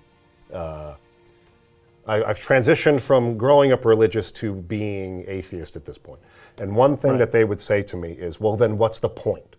And that's kind of my answer, is like, without a actual death, a real death, there kind of can't be a point. That's Nietzsche. That's what creates. So I guess I would align with that philosophy to some degree. It's crazy to think about, and it's almost impossible to accept as a human. Really hard. but it's almost, also by that same token, it's almost impossible to refute as well, and to come up with an example of, no, I could do this forever and still find meaning. A trillion years in the future, I will still find meaning doing this thing. Wants to believe that that would be the case. Now, and it's possible there's an elimination of boredom or something, and it's just like everything's novel all the time. That's what people who take psychedelics, they often will report, that type of experience. Everything's new again, and this sense that, you can re-experience with newness or something. But that comes along with like an ego death almost. Sure. It's like, as long as you maintain your ego, your conscious self, your me, I'm a constructed. As long as you can maintain that, maybe that's the key. There's some hard times ahead. Yeah. Maybe but if you can let go of that, to eternal life being satisfying is the death of your ego. But once again, that's letting go. Who wants ego death? Right. Like some people who've been through it, maybe they'll welcome it once a year. They'll go do psilocybin or something and just have that experience. Right. But it's not something humans want to do. Our scary. ego is us, as far as we know. That's the scariest part of that experience is the moment where you start to feel that going away. Oh, dude. And I've heard so many stories. That's the turn of the trip. It's like it can either go and you bad. Resist it. If you resist it goes bad. Yes. If you can embrace it, it's actually really But embracing it is this thing you're talking about. It is letting go. Right. It's letting go of your sense of self. Yes. That's all you have. Yes. Like to some extent you have, as far money and a house or whatever. Our understanding of what it means to exist. Yes. It's kind of all embodied in the ego. It's all in your mind. Yeah. Everything's in your mind. And to let go of that is just a step that is difficult to take. Yeah. But I can imagine after thousands of years there would come a point that it would be like I'm willing to willingly step into this when I was not previously. Right. Yeah. Another thing, this is kind of just the old Stoic idea of the Stoics from 2,500 years ago. They would talk about something along the lines of letting go of things. That basically is Stoicism, if you want to put it into a nutshell. Is learning how to live while not being attached to anything. Right. So, like one of the basic examples you can do if you want to try to live Stoicism is to take your favorite thing that you have and get rid of it. Right. Or to not ever use the same cup every time. This is one of the basic ones. Don't ever use the same cup every time because you'll become attached to that cup. Mm-hmm. And you'll always want to drink from that cup. And so it's like always use a different cup and keep recycling things. That way you just never really get attached. But the idea is to let go of everything. Mm-hmm. Eventually, including, and I think this is in Buddhism as well, because the Gautama Buddha, like the first Buddha from forever ago, he let go of everything, including his wife and children. He was like, peace out, hope y'all have a good life. I'm out. But he had attained this loss of self, this sense of ego death, more or less. And he had gone to nirvana and then come back and said, I now know the way, all is one, there is no I, it's only everything all in one, Right. So you're my kid, but you're not really like my kid. You're everything's person, and we're all together. And there's some resistance to that, where it's like, dude, your kid needs a father. Yeah. But he was just like, he'll be fine. But anyway, so there's some criticism to be had because of that within the Buddhist tradition. But at the same time, when you understand what the deeper thing of what it's saying is the Stoic idea, is you have to let go of everything eventually. Like your kid is even your family won't be around forever. Right. Yeah, I think that's deep. Nothing will be around forever. Yeah, and I so think that's deep. There's probably some balance to be found where it's like, while you're in this life, while you're able to take pleasure and satisfaction out of it, do that. But also know it's not going to last forever, and it's just going to be harder the more you resist. Sometimes that knowledge makes it less fun. Yeah. Like you're going to have fun, but it won't last forever, and it's like, well, that's a killjoy, It's just like, okay, now it's actually not as fun anymore. Yeah. And maybe that's why. Only I think if you really fear, if you're too attached and you're fearing having to let it go. Well, true, or true. if you true. fully embrace that, and it's like, yeah. That's going to happen. I'm ready when that happens, but it's not today. Yeah. And so today I can enjoy this. Well, you look, even within Buddhism, you have the bodhisattvas, which it's a similar thing. They're basically just monks who live in the mountains. Yeah. If you want to actually practice this, letting go, you basically have to do that. Yeah. You can't live in a city in a bustling nightlife and have all this stuff and work at a job and make money and make these payments every month. You can't do this if you're living that life, which is the life most people are living. Yeah. But then you basically have to go into the mountains and live in a monastery. Mm-hmm. So anyway, here's the craziest thing. Stuff that kid, Tita, seems to have been unaware of Bahamut his entire life. What do you make of that? I can't decide whether that's what he's saying there or not. He does say, because he looks at him earlier in the game when he's like, you can't do that tomorrow. And he's like, oh, okay, maybe we'll do it another day. And he says something like, I feel like I know you. I know, but it's weird because he goes, hey, you know me, we met in Bevel. Oh, and also your entire life I've been following you. Yeah. Like, no, I feel like what this is saying is you met me first at Bavel. You haven't seen me before that, even though we're familiar. It feels like... Maybe it's more a presence. Why would he say Bavel? It's a presence he feels, not necessarily a ghost he sees. That's more or less what I'm physically. getting at, yeah. I could Possibly. see that. I could see that being the Yeah. case. Yeah. So his presence is there on Titus's mind, which lends credence to my idea that, that they're just these people are whispering in his ear. The Fayth are influencing Yeah, like Furies. Dream Zanarkand and sort of like pushing them in directions in order to break the cycle, right? Yes. Because they're trying to stop dreaming, this forever dream. And so they're using the only thing they have any control over, which is the dream that they're thinking of. They're creating these people who are going to be able to leave and become manifest as physical aeons. They guided their development in such a way to where they could come into spirit and actually end it all. And so he felt his influence, not necessarily saw him. That would make sense. But I swear some of those flashbacks, he's just looking right at him. He looks like he's looking right at him. But maybe that's just a abstract representation of the idea that he's being guided. Sure. I can buy that. Yeah. I can buy that. I think that's probably the best way to make sense of this. But, of course, someone in the comments will probably have a much better idea. So. Please, we welcome the comments. All right. So we got through that. That's kind of the biggest reveal. There's just two last things I want to say before we head to the next part. Yeah. He says, you two are more than just a dream. Yes. Because of their interaction with sin. And I guess now that I'm thinking about it, I know why maybe we're going to hit on that one a little bit later. And then the Fayth summoning dude, just them packed into the walls, the side of a wall. It's really crazy. Oh my gosh, man. It's just creepy. I wrote down that it looks like a Hieronymus Bosch painting. Yeah. It's like just suffering.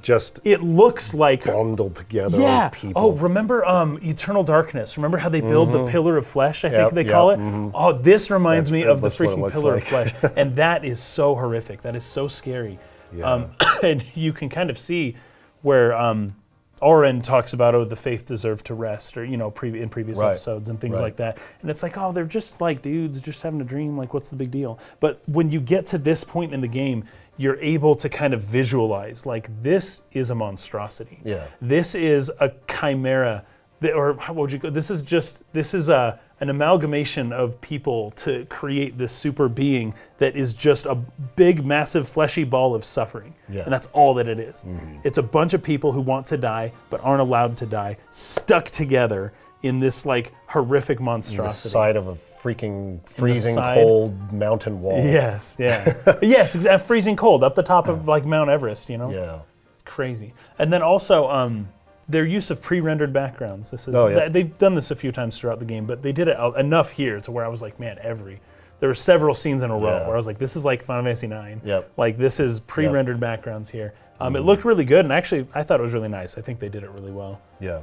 All the pre-rendered backgrounds that they use in this game are pretty stellar. Yeah, like, they're really I think good. almost all the airship areas, aside from like the bridge, are other pre-rendered backgrounds. Oh, okay, yeah, sure. And sometimes I don't even notice. Yeah. Like, it's just I know. And the way they control the camera, it just looks 3D. I mean, great. Okay, so let's just kind of get through. I don't have like a ton of notes. Well, I do, but I think we can get through it quickly to kind of finish off this episode. We go through that like waterway. Yeah, there's the sanctuary up at the top.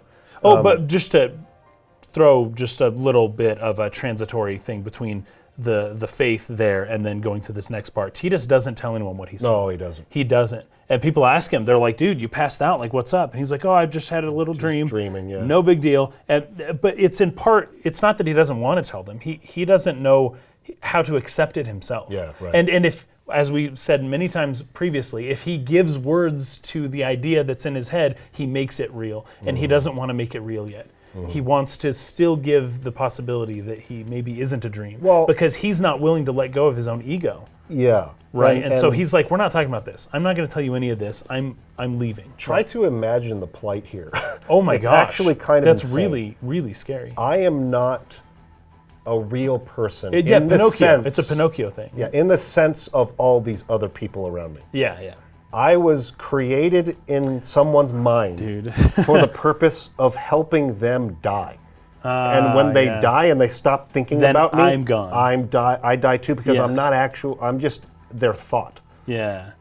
That is how hard an existence would that be to yes. accept? Well, how do you maintain self-worth and I a sense know. of value that like I have some intrinsic meaning to my life? It's like Or that I even have you free can't. will. Exactly. Yes, you don't even have free will. You don't even make your own choices. I mean, You're sent here to do this stuff. It's kind of like everything about him and his personality was made by the Fayth. Yes, and Then it's it a story, became and he's living out physical. that story. It became physical. Yeah. So, like right now, in the real world spirit, the Aeon Titus might have it to some degree. It's like they let go of him as they put him into the real world, kind of a thing, and he's Right. now autonomous to some degree. But they still like control his fate. everything he thinks, everything he wants to do, everything that he thinks is his own will came from this The influence dream of that that they dream. influenced and Yeah. made. So That's true. Oh gosh, he should be spiraling into deep, I don't know deep if he's depression right now. smart enough to think this deeply about it. He's smart enough but- to know not to talk about it. Yeah. Because it just feels wrong, right? And because it took him a while to accept that his father was sin. I could see him being like, yeah, I had a crazy dream, and I don't even know if that dream was real. Yeah. Like maybe everything I just learned in the dream was wrong. Yeah. And I don't talk about it because just as long as you think that it might be wrong, then you can keep going on. Yeah, But right. as soon as he realizes it's not, it's like, phew, Yeah. that's a crazy thing to come to face with. As they're kind of going further on, Aaron kind of talks about how Unaleska is Yes, sending them these challenges. sending challenges to them. Well, and this is the craziest part, man, because this is where they're really just letting go with all of the Yevon stuff. Because it's just like, not only were the summoners being sent to be sacrificed, but the summoners that died along the way were killed by Unaleska Yes. because she was challenging them to do some natural selection survival of the fittest game to try and get the best summoner to show up so that she can keep her existence and sin and the world in this ridiculous state. Cycle. But it's like, the summoners aren't just dying on their journey. They are being killed by Unaleska. She's killing them. Who's sending the She's fiends sending to- the challenges, and she's giving them all this crap that they have to do. And like 90% of them die just trying to do it. And she has no issues with this. Cast them aside. They were too weak, you know. And this is also where it's revealed that Lady Unaleska is a fiend just as much as Micah or Seymour is. Right? Yeah. She's Because Una was surprised that she's still wait, alive. she's still alive? It's Yeah. like, well, it's the same as Micah and or Seymour. This goes to say that the people of Yevon really don't know very much about the true workings of what happens here because none of them ever go to Xanarkand. Only a few people actually make it to Xanarkand, right? And those Auron people was figure it one out. of them. Auron's one of them. Those people figure it out and they're like, whoa, Unaleska is still alive and this is like some weird, creepy stuff, right? Yeah. But the majority of them, they have no idea that Unaleska is like still alive and she's the one sending all the challenges out for the summoners. They don't know that. Nope.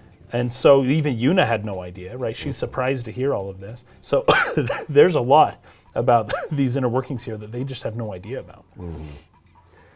So he asks if she's lost her nerve, and she says, nope, nothing frightens me now. And then he says, Braska would be proud. Then I must not let him down, she says.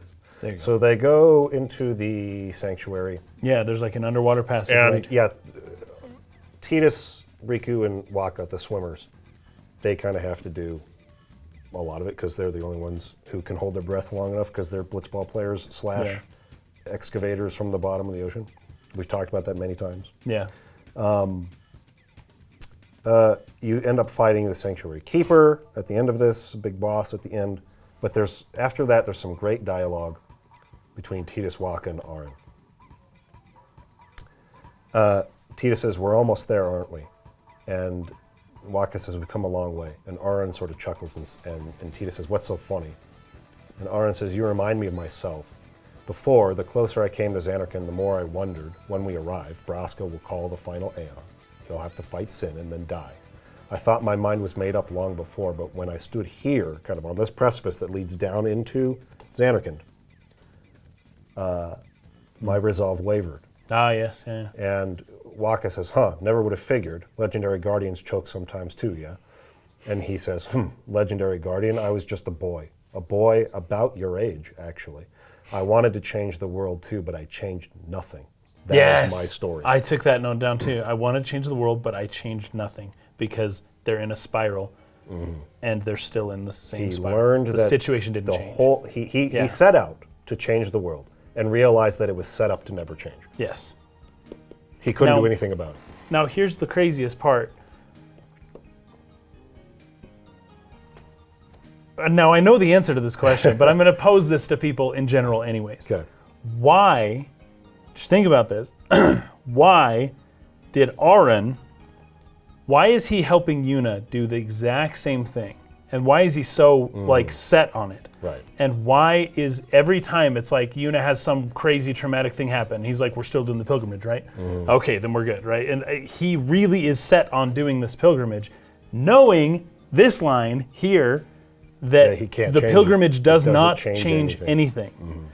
What do you think he's doing this does he have some other reason for doing this than what he's told us? Okay, so let's continue. So keep that in mind. Keep that in mind. Okay, so as you approach the summit, you see Zanarkand, or the ruins of Zanarkand. Yeah. And in that underwater realm, by the way, symbol that you keep, you're pushing all the buttons and stuff. Yeah. The symbol is the sin symbol. Yes. It's not the Yevon symbol, the way that we see all the time. Oh, right. And this is the symbol because this is the gateway to Zanarkand. Right. Zanarkand starts with a Z. It's the end of the Alpha journey. And Omega.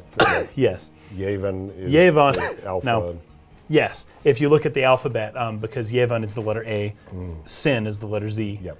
And there's kind of like an interplay between those two. Also, I mentioned the word Avum, A-E-V-U-M. That starts with the letter A. I know it's Avon, but Japanese works different from English, so the whole Alpha and Omega thing. Yeah.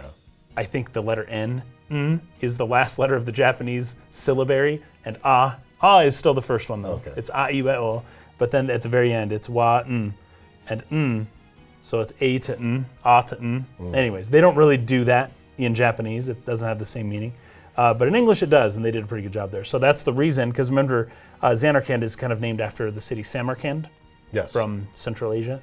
And they changed the S to a Z. Why? Well, there you go. There you go. It's the end of the journey. It's the end of the journey, and it's Sin and Zanarkand, A to Z. This is the end. Yep. So we're getting to the end of the journey here. Yep. And what Titus says, narration-wise, a city dead for 1,000 years. Yeah. A city I had to see with my own eyes. The end of Yuna's journey, the last chapter in my story. My thoughts, they kept floating up and then slipping through my fingers, slipping away before I could pin them down with words. So before he could make them real. Before he could make them with words. Zanarkand looks beautiful, by the way. When you step over that summit and you see the city, it goes into an FMV for a few seconds there. It is beautiful. It's really, really cool. And of course, the sun is setting. Yep. So as they get to the letter Z and they reach the end of the journey, we get the sunset to kind of signify that everything's coming to an end now. Right.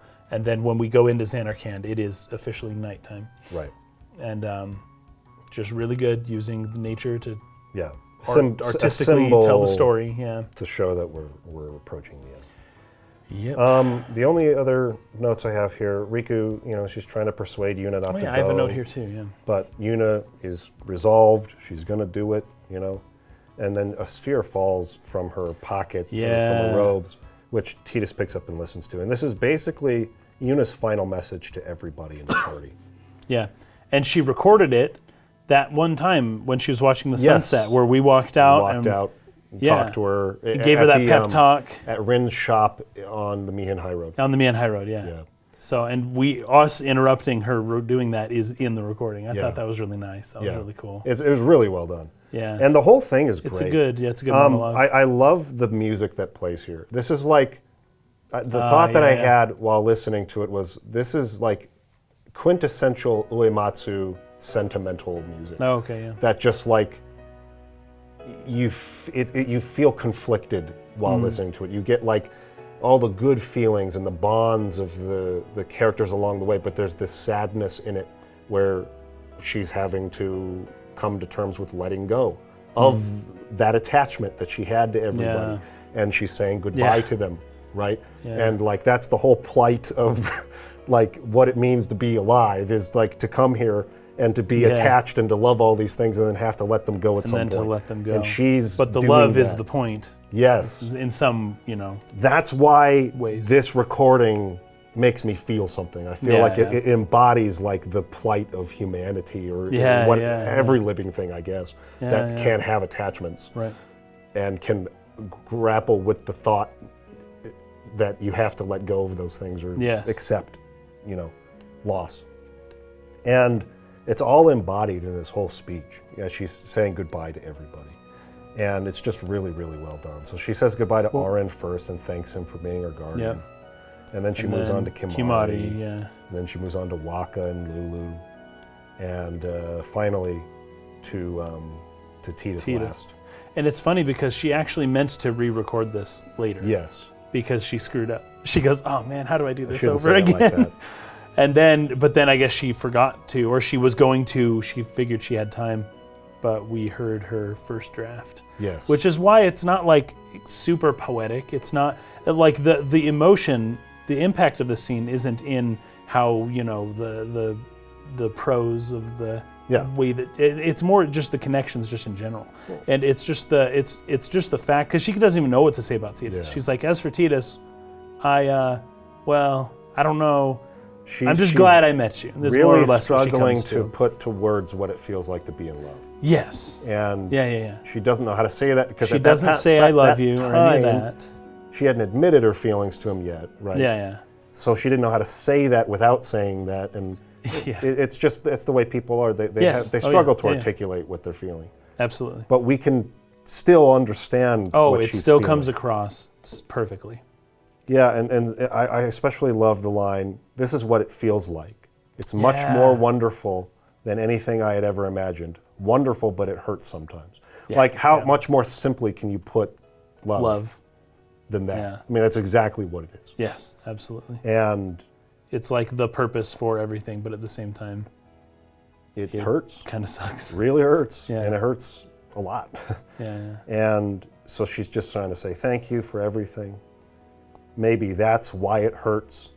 When I think about us never being together again at all, I'm afraid. Yeah. No, I shouldn't say that. I'll do that part over. Yeah. But that's the whole plight of what the Fayth have accepted. Yes. It's maybe that's why it hurts. When I think about us never being together again at all, when I think about my Xanarkand being destroyed, I'm afraid. I'm afraid that I'll never have it again. Yeah. You have to grapple with this, man. Yes. Everybody on Earth. Yeah. Unless you want to just really be super afraid of death. All the time. Which is going to happen to you. Hate to break it. You cannot escape it. Yeah. Unless you want to be afraid of that your whole life and just, you've got to accept the fact that everything comes to an end. And she's trying to do that, and she's kind of working through that as she's talking to him, right? This wonderful feeling she's discovered of being in love. I never could have imagined how wonderful this feeling is. Right. But I know that it's going to come to an end, and I don't know how to deal with that right now. Yeah. So I don't know what to say. And I think this is my third playthrough of Final Fantasy X. I feel like this theme is the one jumping out to me this time. Yeah. More so than any other. Like on other playthroughs I thought about, the dangers of theocracy. Oh, of course. And things like that. Yeah. But like this time, what's really jumping out to me is, again, acceptance, which is exactly the theme that we talked about in Hellblade: Senseless Sacrifice. Yes. It's the theme that I feel is most resonant or strongest in Final Fantasy VII. Even Nazca Valley of the Wind had some of that, yeah. And acceptance we were talking about that through that whole podcast. Yeah, right? yeah. So maybe this is just the thing I'm thinking about the most at this point in my life, so I'm seeing it in everything. It's projection. That means you're projecting. A little bit of projection, but everything's projection. That's how feels the mind really, kind of works. It feels really strong. Yeah. In the section we played for this week's episode, and and to me it's just so vitally important to be able to make the most out of life. If you're too attached and you're holding on to things when they end and you can't let them go, you're just going to have a lot of dissonance Yeah. in your life. Well, you know the word resentment. Yeah. It means re-sense, right? Ressentiment, right? It's you re-feel it over and over. Just that's the cycle of spirit. Exactly. Right? And resentment is re-feeling, and the resentment comes from something being taken from you too early, yes. or you think it was too early, or however you want to construe it. Right. But you keep feeling that. You keep wanting to feel the same thing over again, but you can't. And that's the word resentment. I just think that's... So all the death that keeps happening, the cycle that was created, is all because these Fayth and a character we're going to talk more about later. Yeah. Resentment about the loss of Zanarkand and the inability to let it go. Yeah. To try to fight against nature, which is death. Death is what rules, yes. right? And to say, no, I'm gonna make that memory real forever. I'm never gonna let it go.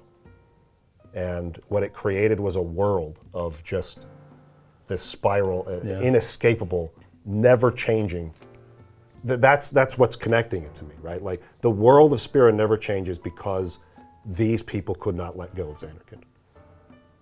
So to me, that's what jumps out. You have to accept the loss. You know, that's really prescient, actually. In order for today. change to happen. Yeah.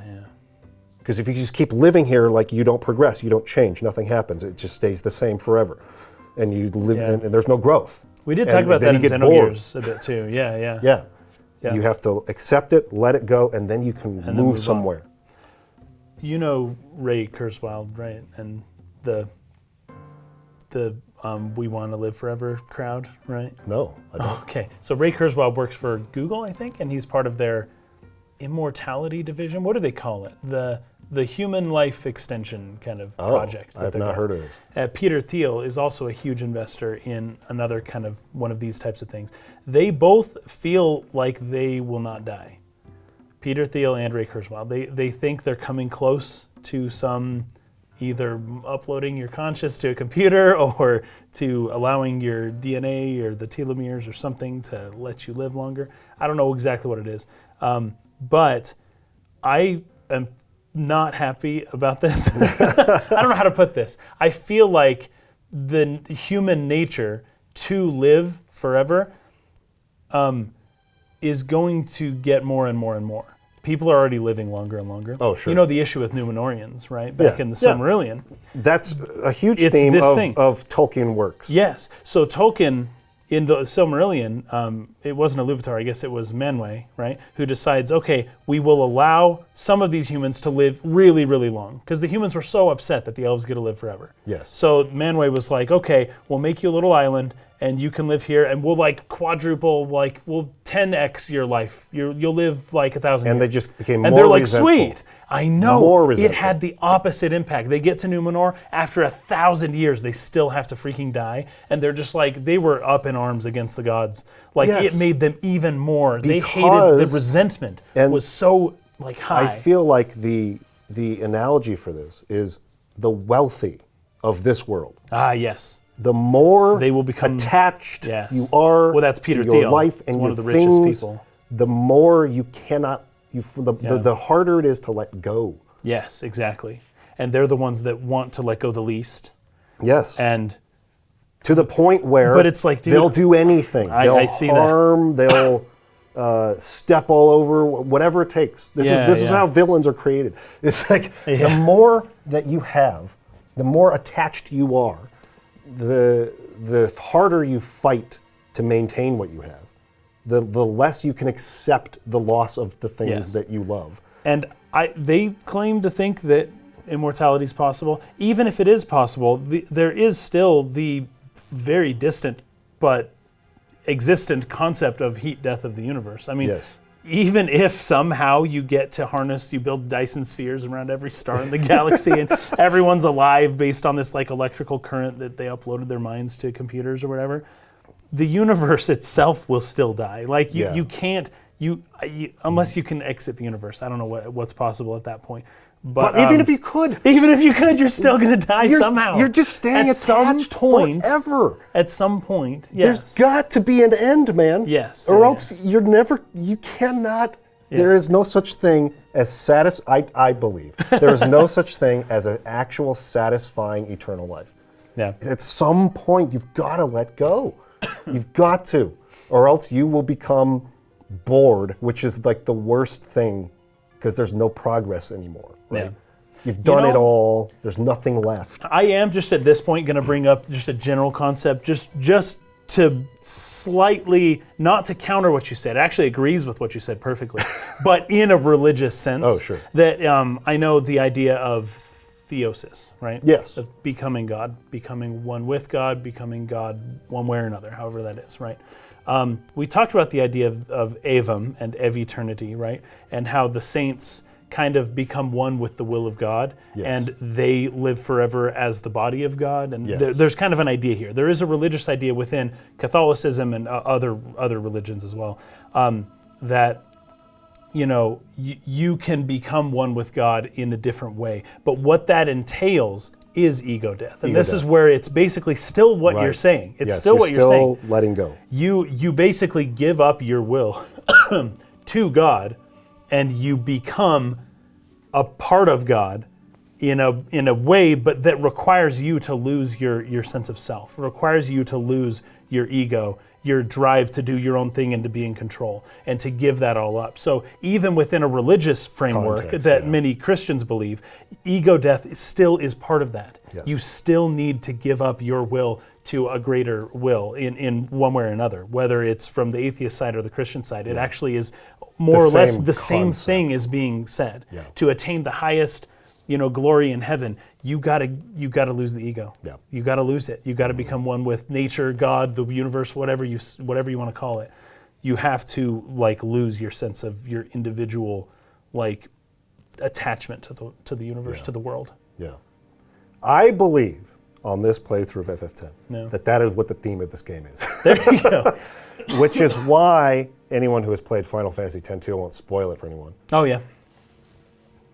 Actually, let's just wait. Let's just wait till we get to the end. At the very end of this, I think we should talk, at the very least, watch that first intro to FF10-2 and just give some comments on that. And maybe we'll play 10-2 later if you guys vote for it. But I'll just say this. This is why I feel like the Final Fantasy sequels, the direct sequels to Final Fantasy games, in particularly in 10 and 7's case, they undermine everything I'm talking about. Yeah. And because they're calling back to a past that they don't want to let go of. Trying not to let go of it. It's trying to undo the idea that you have to accept and let go of things. And that's why I can't accept them as being good supplements to the original stories, the Final Fantasy VII OG and Final Fantasy X. They are standalone stories. They really were meant to be that way, in my opinion.